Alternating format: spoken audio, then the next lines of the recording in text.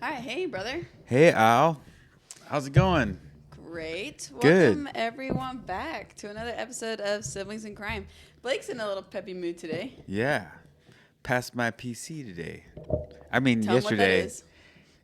It's like every year we do a test again for the airlines to make sure we are proficient and ready to fly again. I don't Hence, proficiency check. Yeah. Making sure you know what's going on. know. Exactly.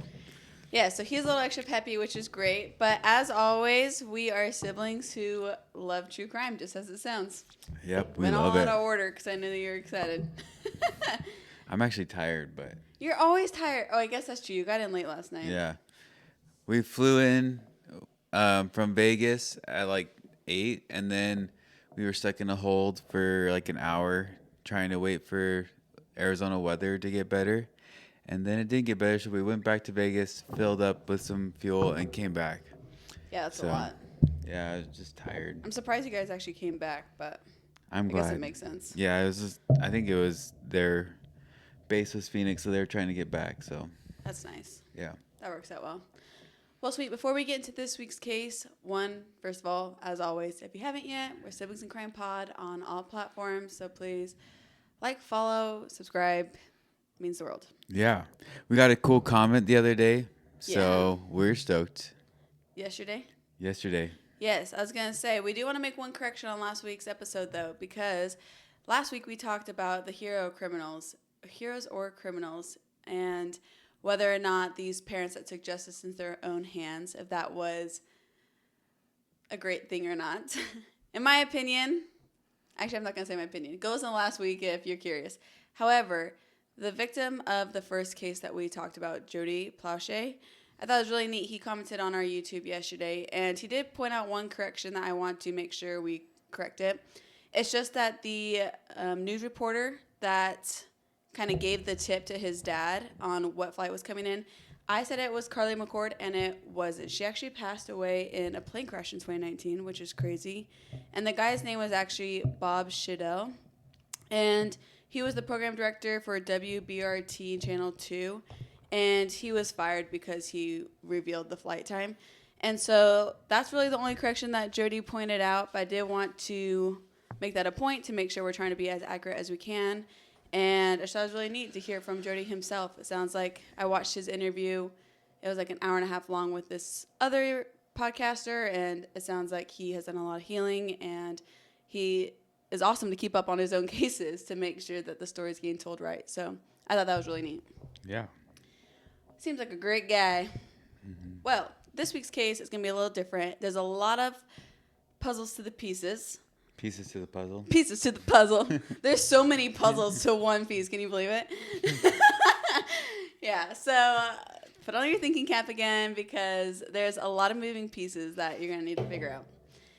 So in this week's case, it was just after 9 p.m. when his pager buzzes. Remember pagers? Is he a doctor? No, he's not a doctor. Oh. They still have pagers these days, I think. I know.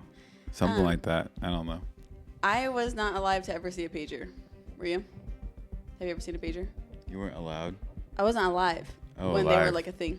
They said I wasn't allowed. I was never allowed. Mother said no. I thought you were like in modern vascular or something. Hilarious. No, so obviously a pager, right? It's basically like a little device that alerts you when someone needs you to call them, gives you a phone number, and then you find a payphone and you call them. Yep. So that's what a pager is, and we're going to be talking about it a whole lot today. It's like texting. It's like texting just their phone number. Yeah. Yeah, it's like, hey, call me. So it's a number that this guy recognizes instantly. He pulls over, makes a call, and drives off into the night. He will never be seen again. 4 days later, his car is found abandoned with bizarre clues inside. And the questions only get stranger from there. And this is the bizarre case of Robert, or better known as Zebb, and that's what we'll call him. Oh, yeah. Quinn. You ready? I'm ready. Let's roll.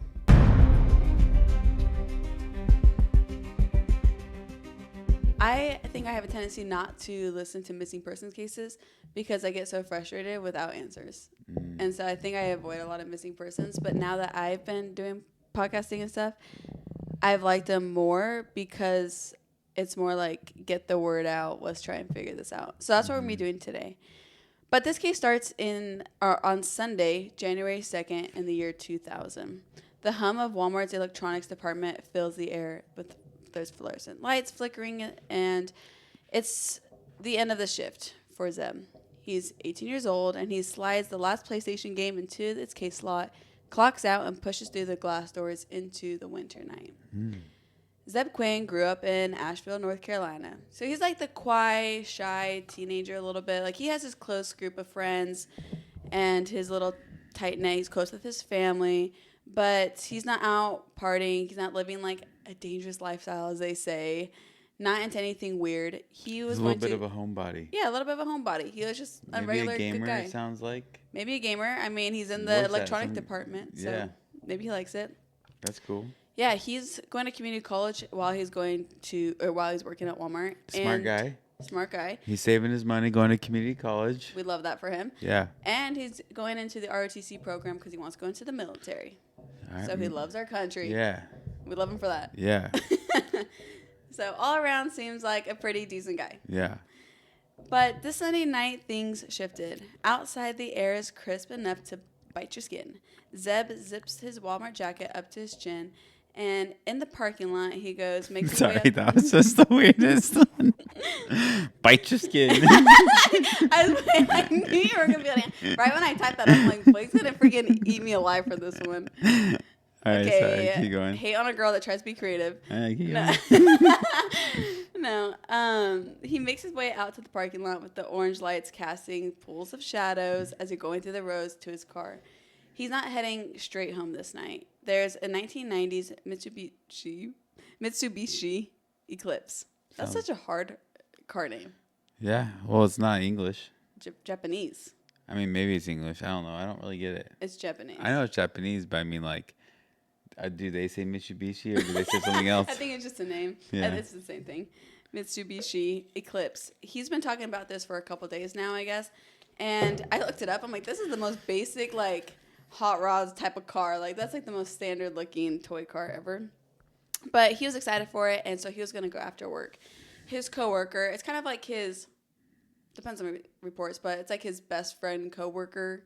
Mm-hmm. You know, we all have him. Yeah. His name's James Owens. He offers to tag along, and so he was going to go help check it out. I'm not sure if he was like a big cars guy or what, or he was just bored after work. Either way, once they get off work, they hop into their own separate cars and start heading down south towards where they're supposed to be checking out this eclipse.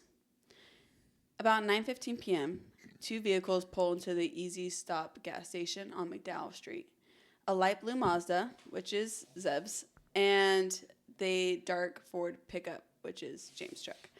They grab the food and grab some snacks. I think they grab some fountain drinks. You know, we got to QT. So is this a long drive? No, I think they probably just got off work. Okay. I mean, they probably just want to drink. I mean, literally, we're about to record a podcast. We're like, we got to go to QT. So, like, I don't think it means that they're going on a road trip. I know, but it kind of sounds like they're grabbing snacks and drinks. It's like, oh, this is going to take an hour or two. Yeah, I imagine it's just like you had a long work day. And you're like, oh, my gosh, I have not eaten since 2 p.m., you know? Yeah. I don't know how long the drive is. It's not specified anywhere. So, it could have been a little bit further of a drive. However, they're just grabbing the goods. They climb into their vehicles, and this time Owen takes the lead, which is kind of interesting to me because I'm like, why is he driving in front when Zebb knows where they're going? But regardless, they leave the gas station heading south, tires hissing against the cold pavement. A few miles down the road, headlights blink from behind. Owen slows and eases his truck onto the shoulder. Gravel crunches under his tires. Zebb pulls in behind him and steps out into the cold. He says he's just gotten a page, and it's urgent, and he needs to get back to a payphone. The closest payphone they know of was at the gas station that they just left. So they did. 2000 people didn't have cell phones? Not really. Well, I guess in this case, it was just like more expensive because you're paying, like for your phone calls and stuff. Because in this situation, Zedd had a pager, which is what he normally used. And then he also had a cell phone, though. But that was, like, worst case scenario, like, use it type of thing. Mm-hmm. So they would always just default to a payphone. So they flip around, and they head back to the gas station that they just left.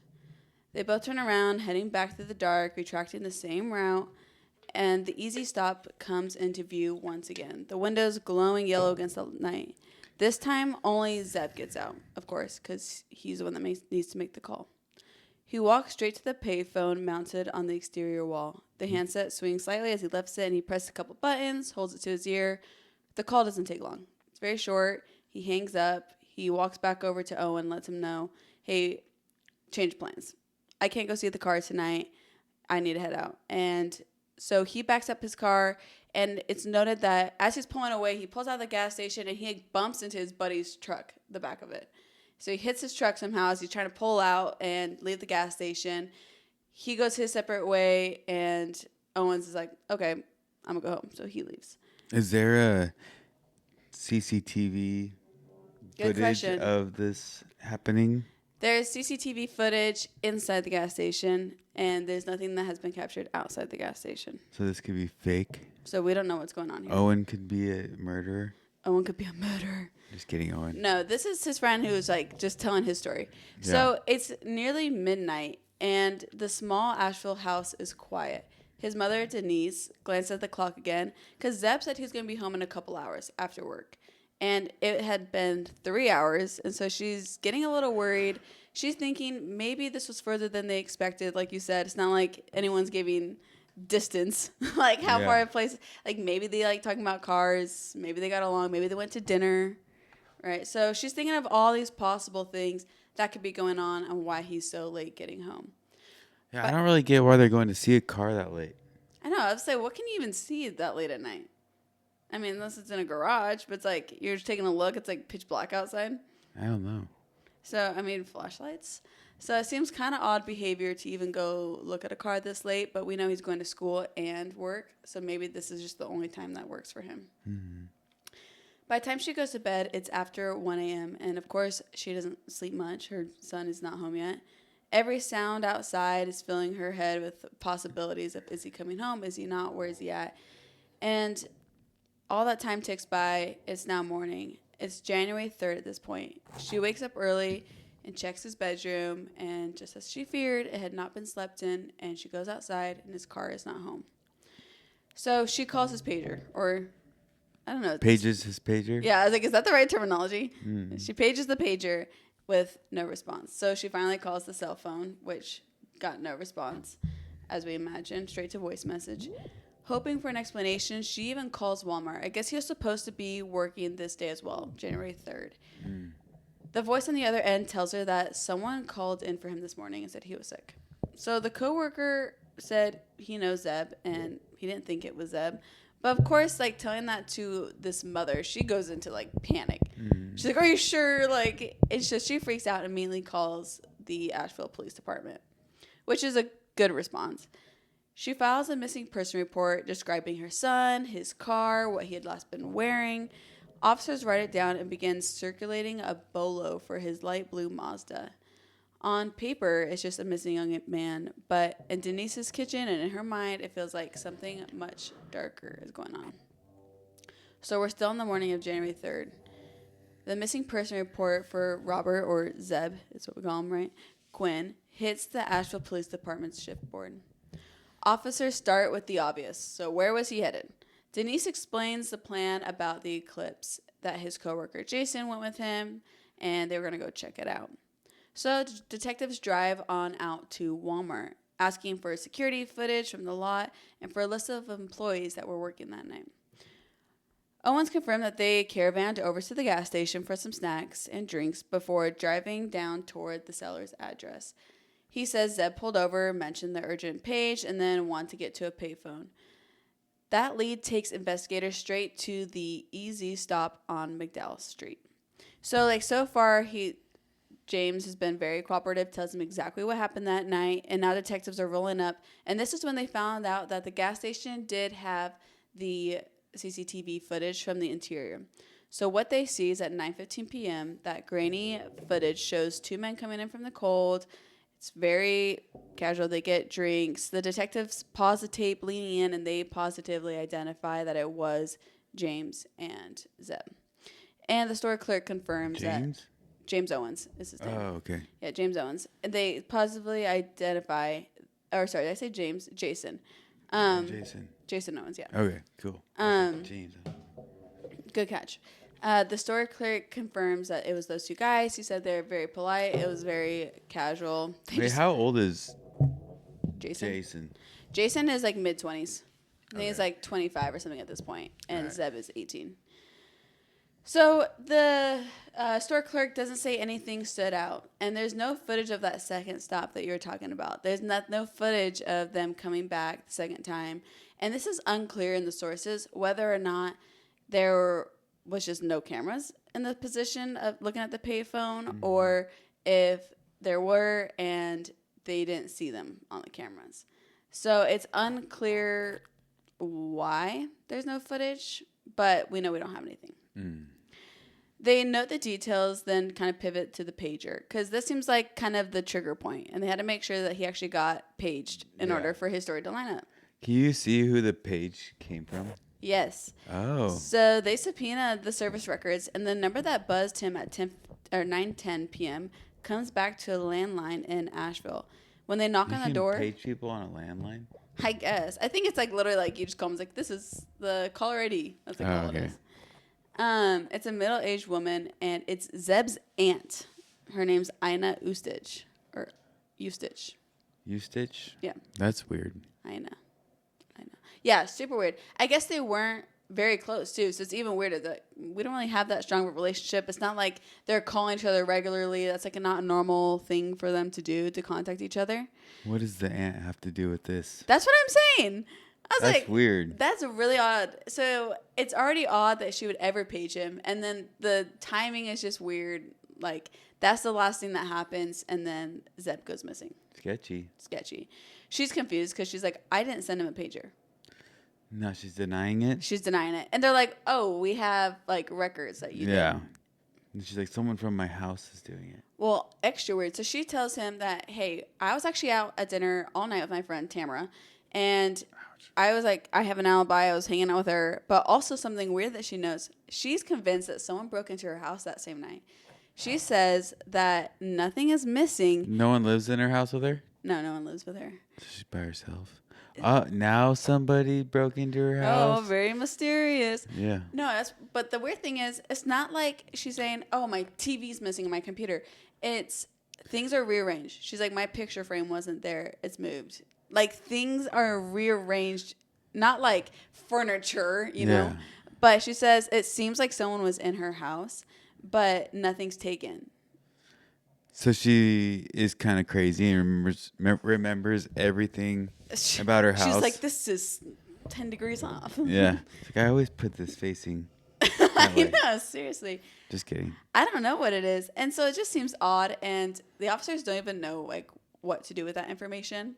They're like, okay, that's kind of odd. So they write it down. So she didn't say anything about it to people until they asked her about the page? I mean, this is the next day. Okay, yeah. So I don't think she's, like, going around chatting with everybody yet. Yeah, and the police probably be like, nothing was stolen? Yeah. How do you know? For sure. So she probably didn't tell anyone. That's what I assume. That makes sense.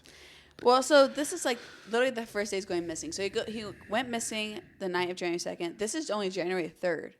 And so by the end of January 3rd, they had the solid sighting of Zebb at 9:15 at the gas station.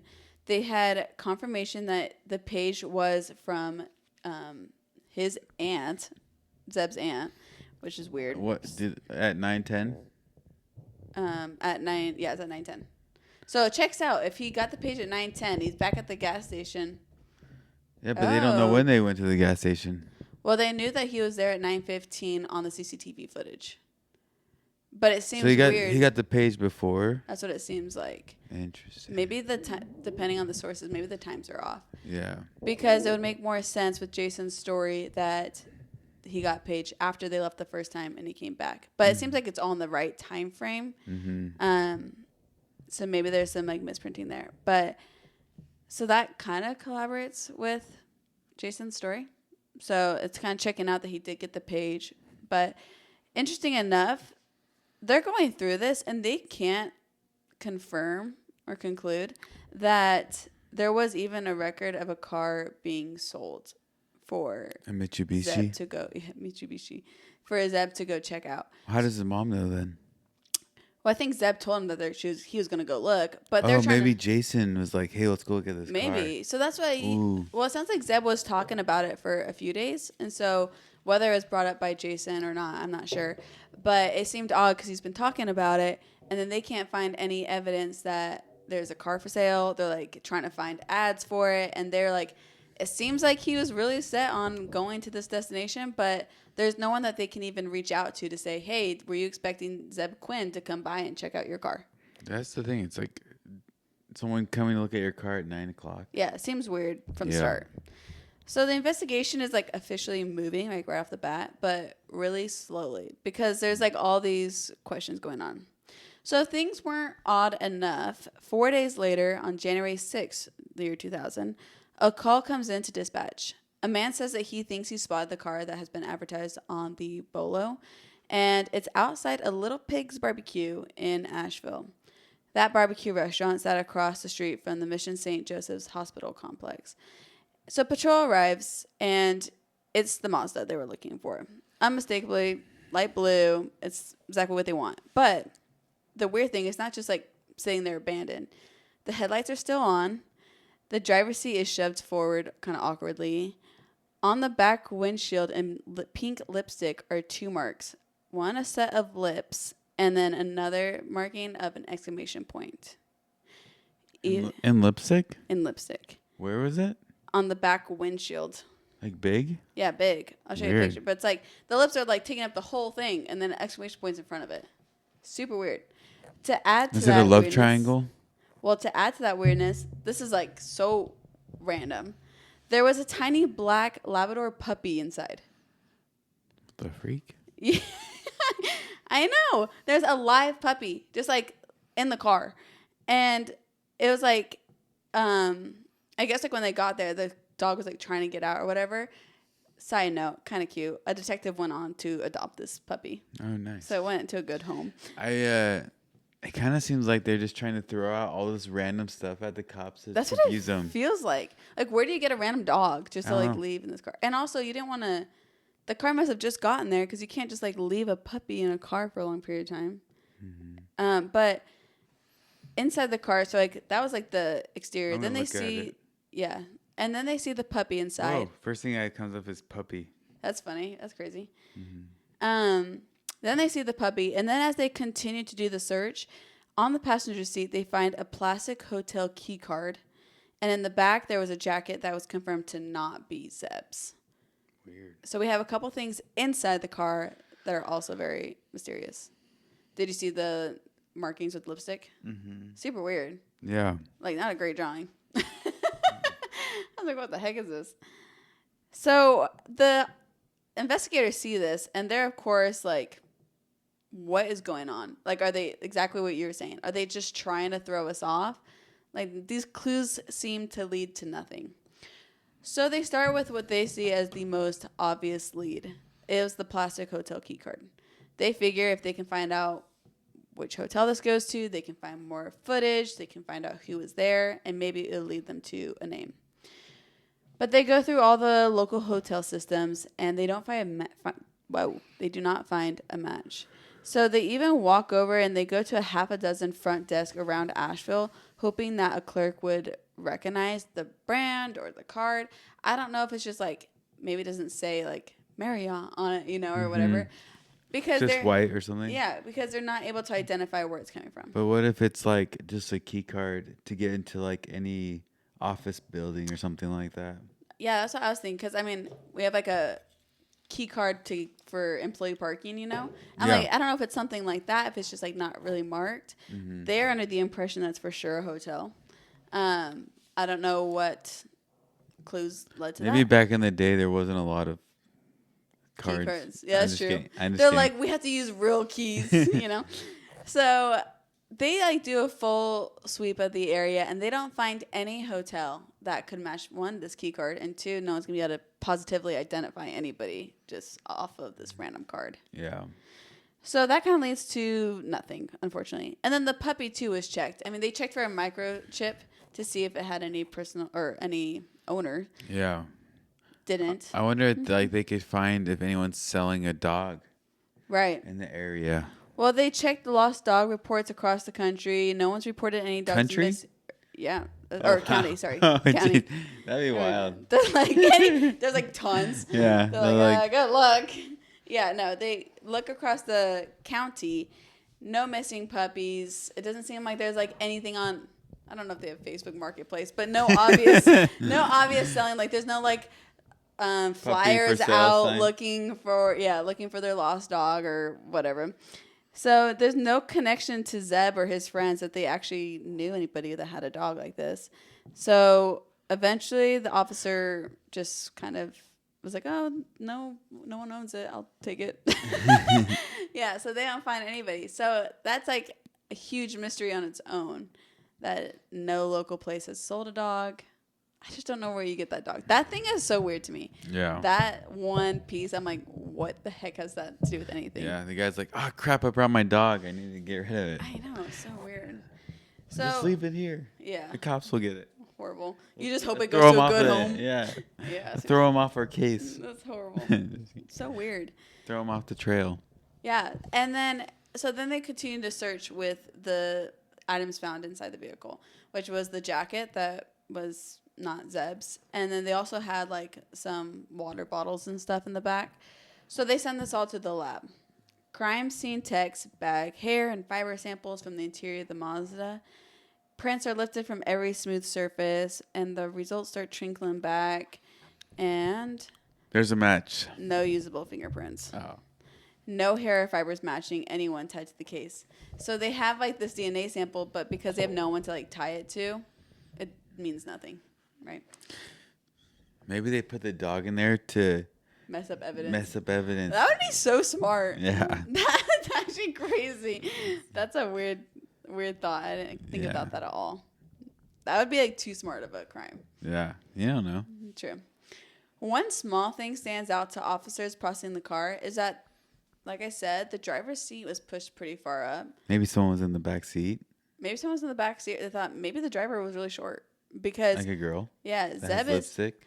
yeah, that's what they're saying. Zebb is 6 feet tall, and they're like it's pushed up like really far as if a short person was driving it.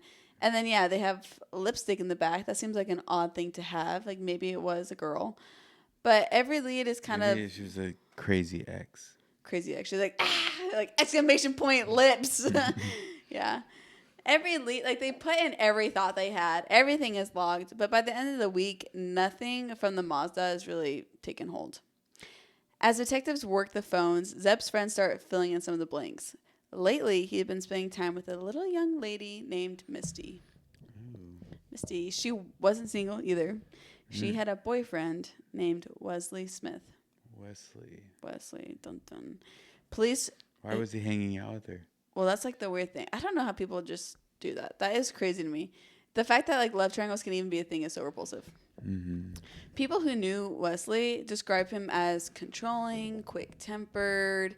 It wasn't a secret that Misty was a little much of a victim in that relationship. Mm. In small-town Asheville, word travels fast. I knew that was going to be hard for me to say when I typed it. Soon, the talk around the department is that maybe this isn't like a used car issue at all. Maybe it's about the girl. If Zebb left Walmart that night planning to meet with her or somebody and Wesley found out, that confrontation could be very bad. Obviously. Detectives bring Misty in first. She says she hasn't seen Zebb recently, denies any fight, and it's just that she was at dinner the night he disappeared.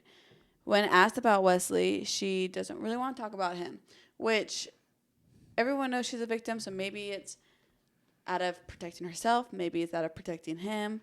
Regardless of what it is, she's kind of shuts down the interrogation. Mm-hmm. Wesley is next. He doesn't hide his dislike for Zebb. He's very honest. He knows. He's like, yeah, I know about his friendship with my girlfriend. He talks about how he does not like Zebb, but that he was out with friends, and he claims that he has an alibi. He could not have been anywhere near Zebb during that time.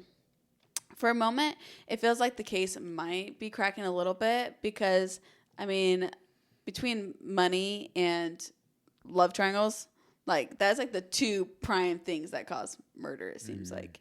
So they're thinking that maybe they're going down the right path and just no evidence yet is linking those two to the murder yet. Yeah, they need to figure out their alibis, see if their alibis check out. Right, they see the alibis check out, but then it's like so much evidence. Like we have all this stuff and nothing to do with it.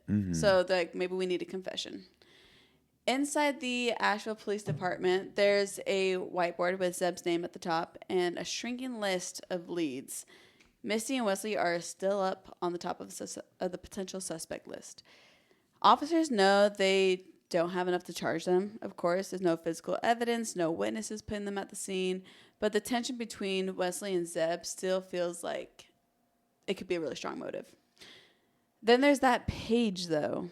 The pager. From his aunt. Suspicious. The urgent buzz that made Zebb turn around, drive back to the easy stop shop. And what about Jason? He's just chilling. Jason's chilling, yeah. That's like, he's the last person to see him. Yeah, he's also, I feel like that just felt like a dead end probably for police officers where it's like he told a story. It seems to check out with the timeline of the footage and then the pager. And so without linking him to anything else, I guess he just kind of falls off. So the callback number, like we said, belongs to the aunt who swears she wasn't home and that she was with her friend Tamara Taylor. And at first, that like they're going over that thinking that's seems a little bit irrelevant. But then a connection was made for the detectives. Tamara Taylor, the friend that the aunt was out with, is the mom to Misty Taylor, the girl in the love triangle. Would they be cousins? They're friends. The two are friends. His aunt is going out to dinner with her friend. Oh, I got confused. Tamara and Tamara's daughter, Misty. They said his aunt. As I told you, there's a lot of moving pieces. You got to keep your head on. So, yeah, no. So Zebb's aunt, Ina, is out with Tamara and Tamara's daughter, Misty. So, she was there too? So it turns out the dinner that Misty was at was the dinner with the aunt and with Tamara. So she could tell her boyfriend that she's not home. Interesting, because the pager came from a landline. And he said, come to my house. And so he goes to the house, and the guy's waiting there for him. Wow.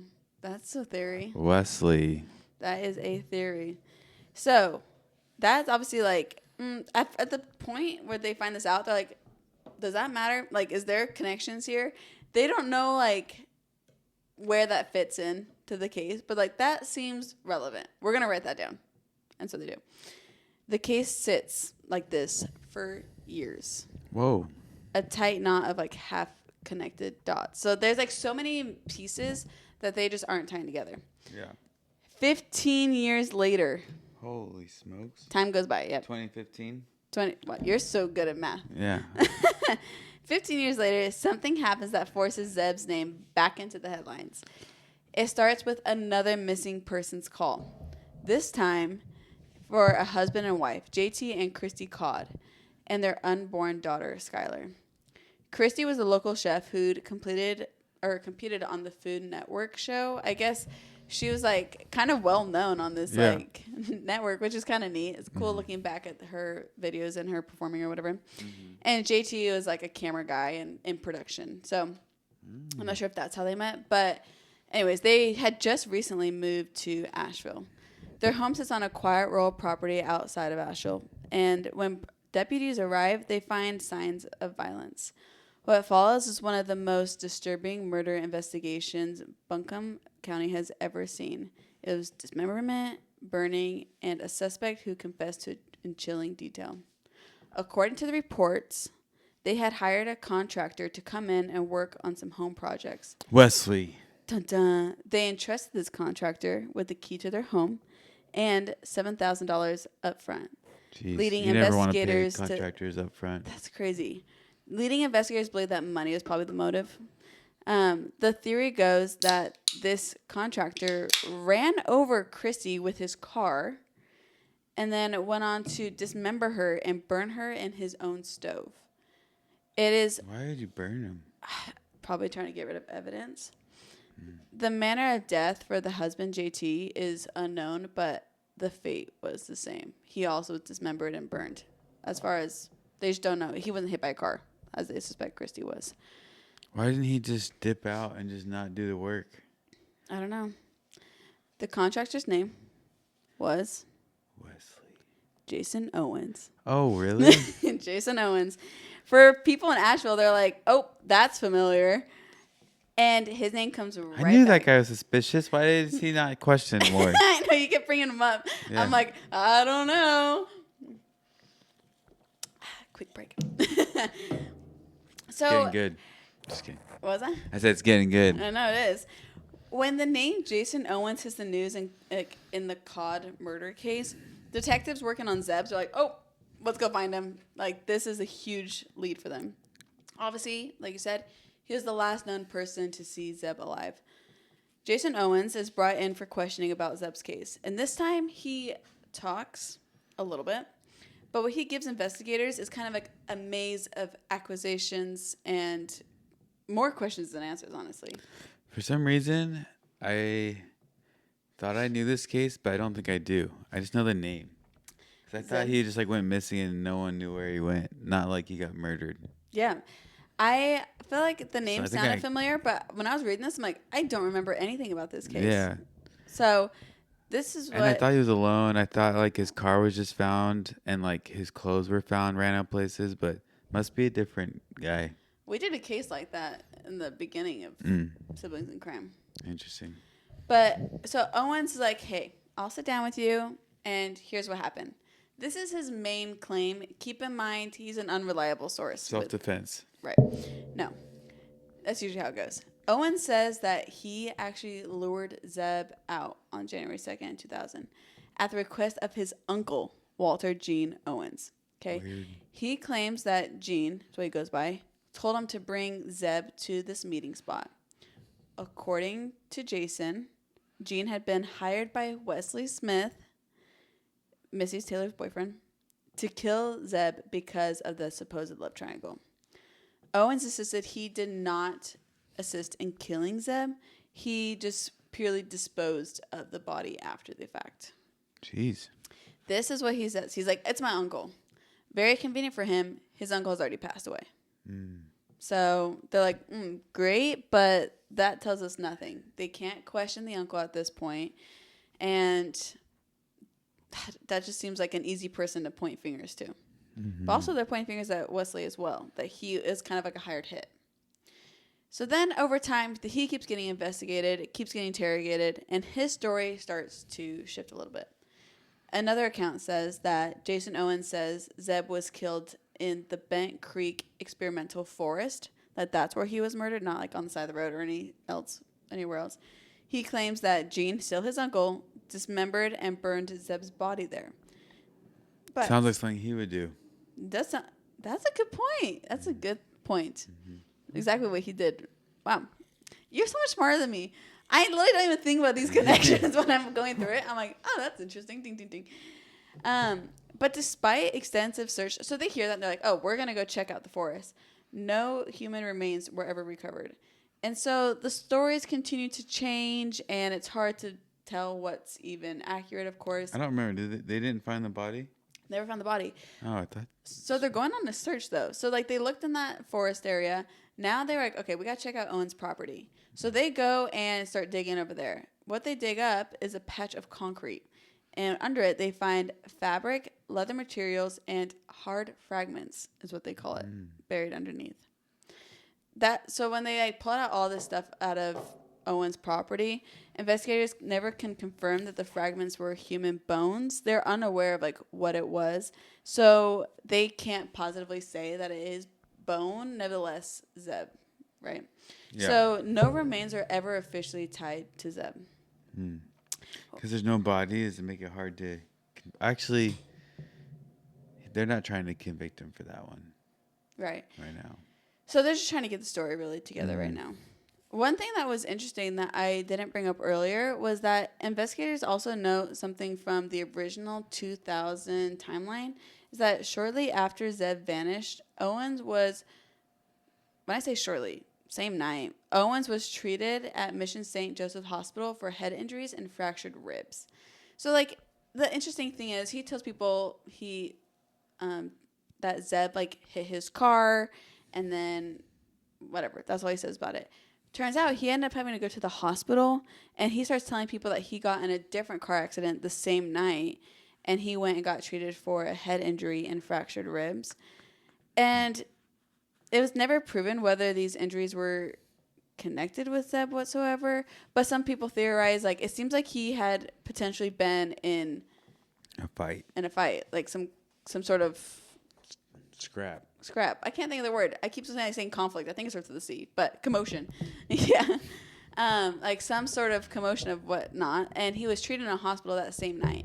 And like, you just got in a car accident. And I wish that the investigators would have looked into that more when, like, back in 2000 to see his car, to see if he was actually in a car accident, like with another person or what. Mm-hmm. So that ended up being nothing that came up until later. So that's just like another random thing to think about that may or may not be related whatsoever. Mm-hmm. So in 2017, Owens pleads guilty to accessory after the fact to first-degree murder in Zebb's case. So he says, I didn't kill him, but yes, I'll say I was involved with disposing, which is frustrating because he never clearly says how he disposed, where Zebb is, and because of all this lack of information, I'm surprised that he ever even confessed guilty to that. Maybe he just knew he's gone. Yeah. But with no trial, Owens' contradicting stories are never tested in court, and no physical evidence ever proves exactly what happens. For Zebb's family, it's a partial ending. The law says their son is gone. Owens is locked away, already serving decades for the Codd murders, which I think for the Codd murders, he's sentenced like 60 to 75 years, which at this point he's he's like in his late 30s. So he's in jail for the rest of his life. But the why, the truth of the page from his aunt's phone, the detour back to the Easy shop, and what happened in the hours. What? The puppy. The puppy, yeah. What happened in lipstick. The hours after remains locked up with the man who won't give a straight answer. So here's some theories. This is just like dabbling with what I've been finding. So one, Owens killed Quinn. Zebb Quinn. That's an option. I think that's right. You think he killed him himself? His uncle didn't help. Really? He wasn't told to do it by Wesley or anything. Oh, I think Wesley was involved. You think Wesley was involved? With the theory that Owen killed Quinn, a lot of the things like, obviously he was the last person to see him. Some possible motives. Allegedly. Possible motives would be, like, if he's telling Zebb, if he's, like, luring him out, he's telling him, like, yeah, there's this car you can go check out. Maybe he's carrying a lot of cash. And he killed this other couple for money. And so thinking maybe he was holding cash on and expecting to buy a car. Mm-hmm. So maybe that could have been a motive as well. Although we don't know if he's missing any money. Mm-hmm. His aunt's page might have been accidental or unrelated. Or like you said, maybe Wesley was involved and was able to page him somehow. But I think it just makes too much sense that girl's out with the Misty? guy's aunt. And Wesley knows. And then, I don't even know if the girl knows, but he breaks in the house, pages him.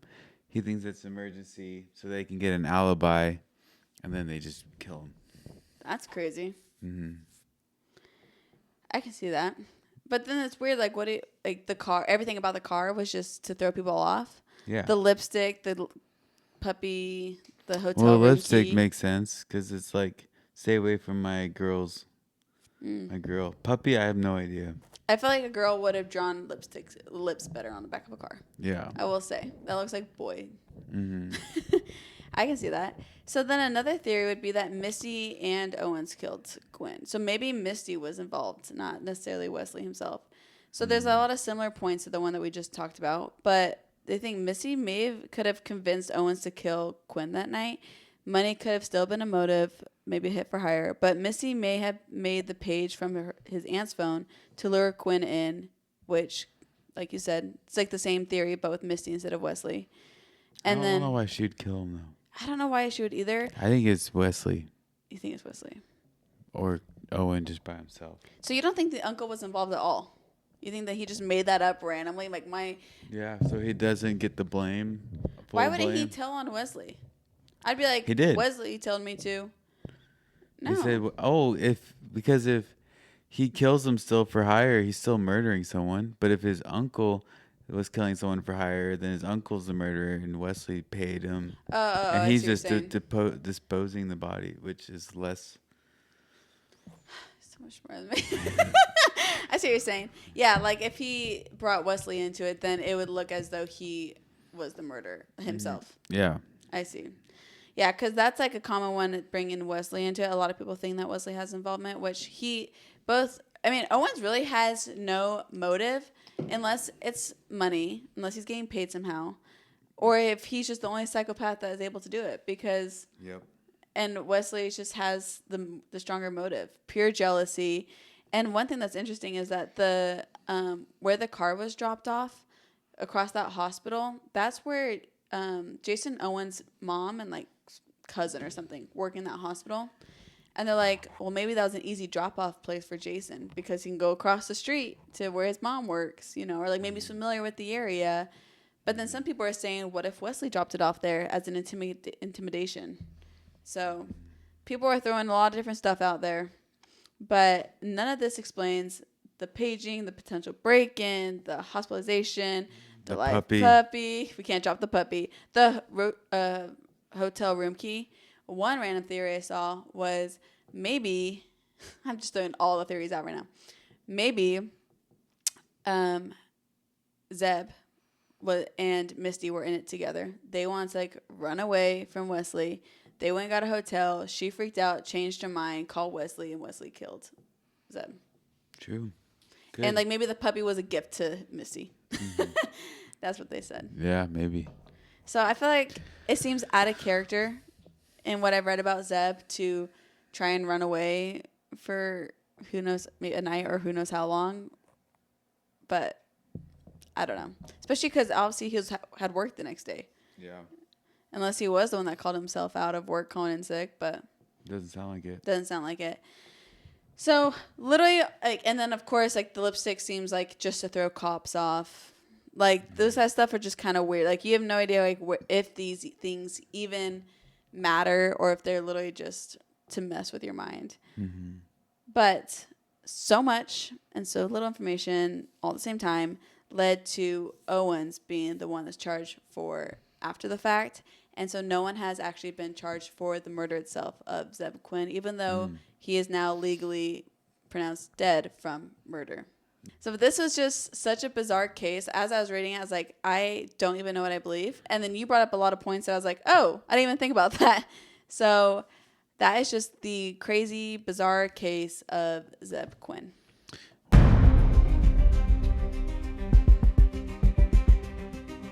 All right, you got some true crime news for us today? Yeah, let's see True crime if I do. news. Arizona trucker sentenced for trying to kill former boss after quitting job. Oh my gosh, people are so weird. I know. I feel like some jobs, like some businesses, like you kind of always have to be like worried about crazy people you hired. Like True. Like trucking. I feel like there's a lot of crazy truckers. Well, I feel like I saw recently something about the police trying to get on, like, be able to track truckers better because so many serial killers are like truckers because they can go across the country undetected. Yeah, I heard there's like a huge like investigation going on because there's like tons of people going missing, and they think it's a bunch of truckers. That's so creepy. They think it's like hundreds of truckers killing people. That's terrifying. Tennessee man admits killing his mother while she was asleep because she took his phone.